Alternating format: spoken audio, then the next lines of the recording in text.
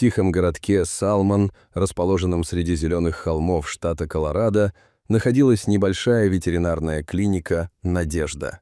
Клиника славилась своим заботливым персоналом и современным оборудованием. Здесь работали преданные своему делу ветеринары, готовые помочь любому животному, попавшему в беду. Главным ветеринаром клиники была доктор Аманда Палмер, женщина средних лет с добрыми глазами и мягкой улыбкой. Аманда посвятила свою жизнь заботе о животных и за годы на практике повидала немало удивительных случаев, но история, которая вскоре произойдет, навсегда изменила ее взгляд на ветеринарию и животных. Все началось в обычный вторник, когда в клинику позвонили из местного аэропорта.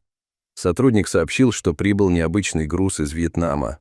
2 щенка, найденных на улицах Ханоя.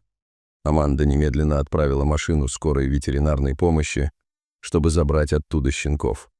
Когда малышей привезли в клинику, сердце Аманды сжалось от жалости.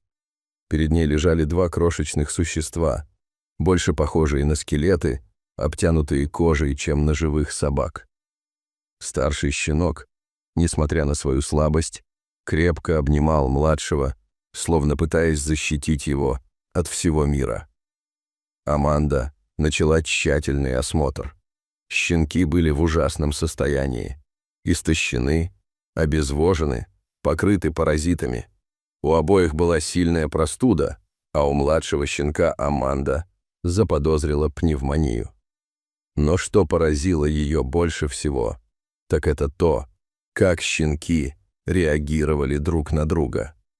Каждый раз, когда Аманда пыталась разделить их для осмотра, они начинали скулить и тянуться друг к другу. Старший щенок, которого Аманда назвала Скуби, постоянно пытался прикрыть собой младшего, получившего имя Рокки. Их связь была настолько сильной, что казалась почти осязаемой. Аманда рассказала историю щенков своей команде. Оказалось, что их нашли буддийские монахи во время утренней прогулки по улицам Ханоя. Бездомные щенки лежали в картонной коробке, промокшие под дождем и дрожащие от холода. Монахи из сострадания забрали их под свою опеку в храм. В храме щенкам оказали первую помощь, накормили и обогрели. Но быстро стало ясно, что им требуется серьезное лечение, которое монахи не могли обеспечить. Тогда они связались с Международной организацией по защите животных, которая смогла даже организовать перевозку щенков в другую страну. Аманда и ее команда разработали план лечения. Щенков поместили в карантинный бокс, где им назначили курс антибиотиков и противопаразитных препаратов. Маленьким животным ставили капельницы для восстановления водного баланса и давали специальное питание для набора веса. Первые дни лечения были критическими. Аманда практически не покидала клинику, постоянно наблюдая за состоянием Скуби и Рокки. Она замечала, что когда щенки видели друг друга, они казались спокойнее, и их жизненные показатели были лучше. Но по правилам клиники больных животных полагалось держать раздельно для предотвращения распространения различных инфекций.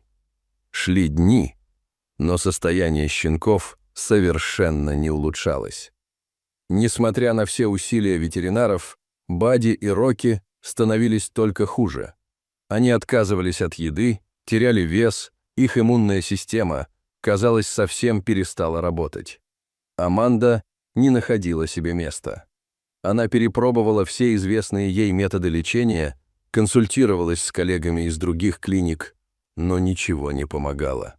Щенки угасали на глазах, и Аманда начала опасаться, что им придется прибегнуть к эвтаназии, чтобы избавить малышей от бесконечных страданий. Однажды вечером, в очередной раз просматривая истории болезней, Аманда заметила странную закономерность. Каждый раз, когда щенков приносили на осмотр, и они оказывались рядом друг с другом, их жизненные показатели немного улучшались. Но как только их разделяли, все возвращалось на круги своя. Эта мысль никак не давала Аманде покоя. Она вспомнила, как крепко щенки обнимались, когда их только привезли из Вьетнама. Может быть, их связь была ключом к выздоровлению? Аманда начала искать информацию о влиянии эмоциональных связей на физическое здоровье животных. К своему удивлению, она нашла несколько научных статей, описывающих подобные случаи. В одном исследовании говорилось о том, как совместное содержание больных животных одного вида ускоряло процесс выздоровления. В другой статье рассказывалось о важности социальных связей для иммунной системы у разных видов животных. На следующее утро Аманда собрала консилиум. Она предложила коллегам рискованный план – поместить Скуби и Рокки в один бокс и лечить их вместе. Многие были против, считая это нарушением протокола и повышенным риском распространения инфекции.